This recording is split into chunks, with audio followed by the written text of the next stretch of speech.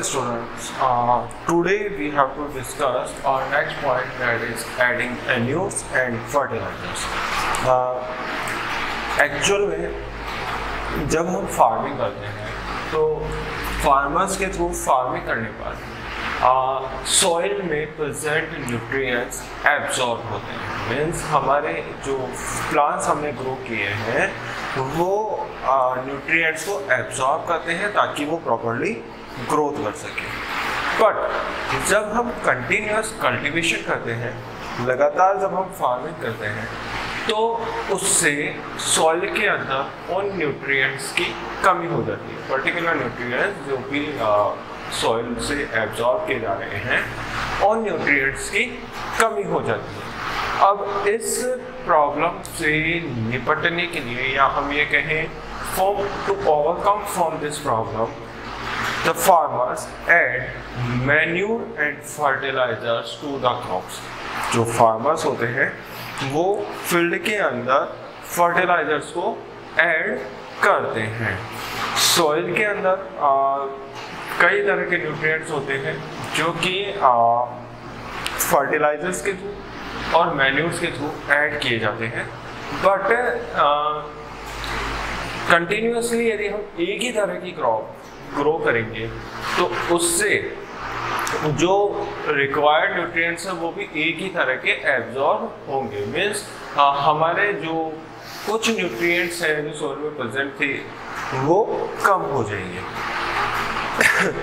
तो overcome this problem, the farmers adds manures and fertilizers to the crop. अब manure और fertilizers है क्या चीज़? मैन्यूर्स और फर्टिलाइजर्स है क्या चीज? Manures and fertilizers are substances. These are the substances. ये substances हैं which are added to the soil. ये added to the soil. ये soil के अंदर ऐड किए जाते हैं। And what is the aim behind the adding manure and fertilizers to the soil?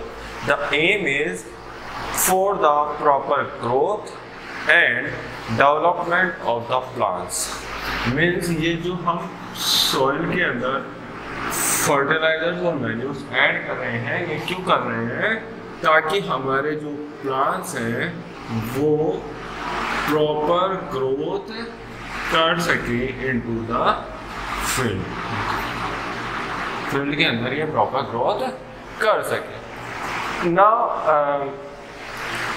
अब हम इंडिविजुअली बात करते हैं कि ये मैन्यूर्स क्या है और फर्टिलाइजर्स क्या है।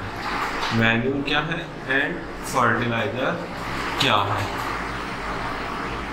एक्चुअल में जो मेजर डिफरेंसेस हैं दोनों के अंदर वो काफ़ी हद तक वेल नोन है। मैन्यूर्स जो हैं वो आपके नेचुरल सब्सटेंसेस होते हैं।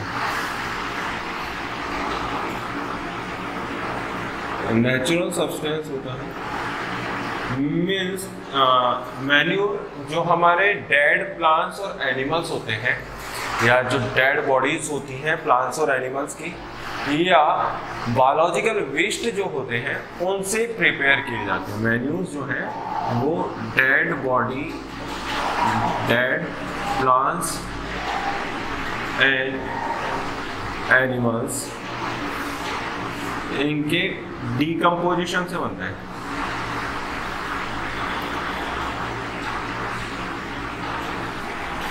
These are the organic waste, and manures are prepared in the fields.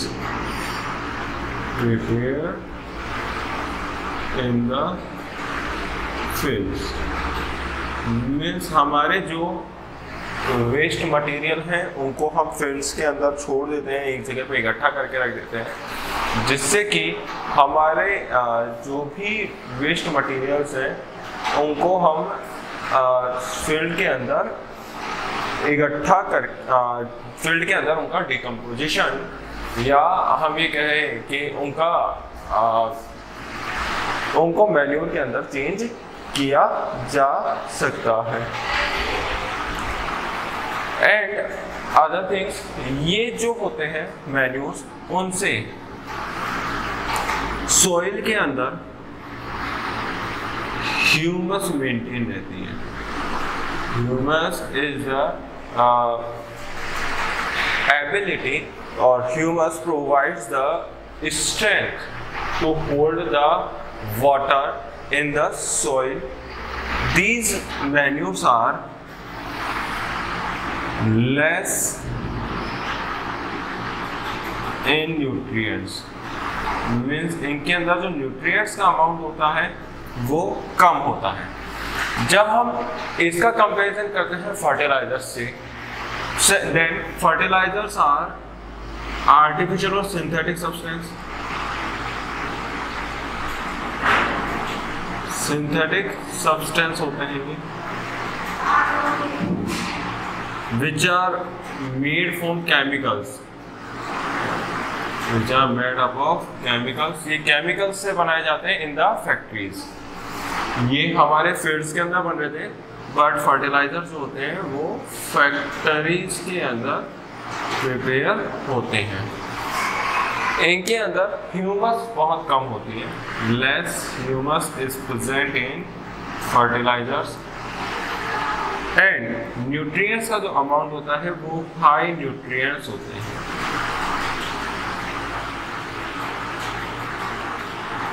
Suppose हमें किसी एक तरह के जैसे फॉस्फोरस है, फॉस्फोरस से का हमें न्यूट्रिएंट लेवल सॉइल के अंदर इंक्रीज करना है, तो हम फॉस्फोरस से रिलेटेड जो फर्टिलाइजर है वो फील्ड के अंदर ऐड कर देंगे। तो इसके अंदर न्यूट्रिएंट्स का लेवल बहुत ज़्यादा होता है in comparison to the manure. But यदि हम बाकी अदर कैरेक्टरिस्टिक्स भी ऑब्जर्व करें तो हम ये कंक्लूड निकाल सकते हैं कि जो फर्टिलाइजर्स होते हैं वो हमारे फील्ड के लिए हार्मफुल होते हैं। These are harmful for our fields. That is why we are suggested or we are advised to use manures in the field. Manure in the fields. Means farmers को field के अंदर manures use करने चाहिए, farmers को field के अंदर manure use करना चाहिए। Difference between the fertilizers and manures, हमें इसको और थोड़ा डिटेल में समझना चाहिए। एक्चुअल में हमने ये पढ़ा कि फर्टिलाइजर जो होते हैं वो केमिकल्स से बनते हैं, एंड वी नो दैट जब कभी भी रेनफॉल होगा या वाटर एक प्लेस से दूसरे प्लेस पे शिफ्ट होगा, क्योंकि जब फील्ड्स के अंदर बारिश होगी तो वो पानी बह करके वाटर रिसोर्सेज तक भी जाएगा। इससे हमारे जो वाटर रिसोर्सेज हैं उनके अंदर पॉल्यूशन बढ़ने के चांसेस इंक्रीज हो जाते हैं। जो फर्टिलाइजर है वो पॉल्यूशन कॉज करते हैं। एंड सेकेंड वन थिंग कि जो फर्टिलाइजर्स हैं वो आपको कुछ टाइम के लिए फील्ड्स के अंदर फार्मर्स को कुछ टाइम के लिए 1 सीजन 2 सीजन 3 सीजन के लिए अच्छा क्रॉप यील्ड दे सकते हैं, बट उन केमिकल्स की वजह से हमारे फील्ड के अंदर प्रेजेंट जो माइक्रो ऑर्गेनिज्म है,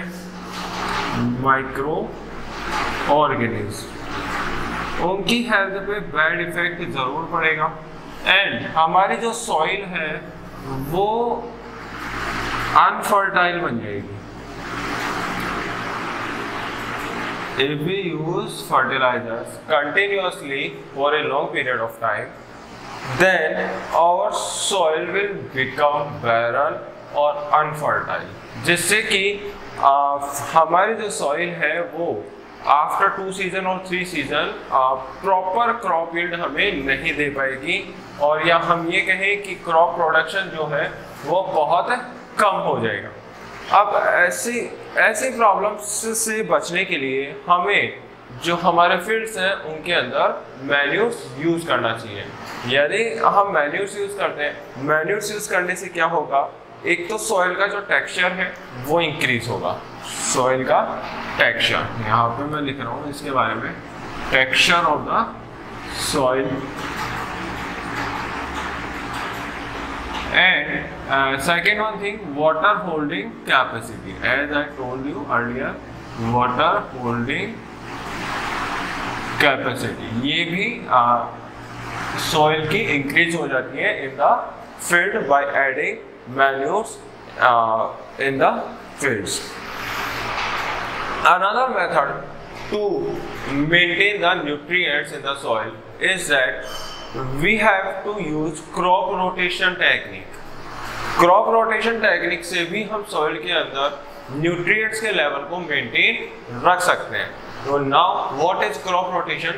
क्रॉप रोटेशन एक ऐसा मेथड है जिसके अंदर यदि सपोज करो हमने फर्स्ट सीजन के अंदर वीट के प्लांट की फार्मिंग की है, तो सेकंड जब हमारा सीजन आएगा तो उस सीजन के अंदर हम वीट की फार्मिंग ना करके कोई दूसरे क्रॉप की फार्मिंग करें जो कि अल्टरनेटिव हो वीट का.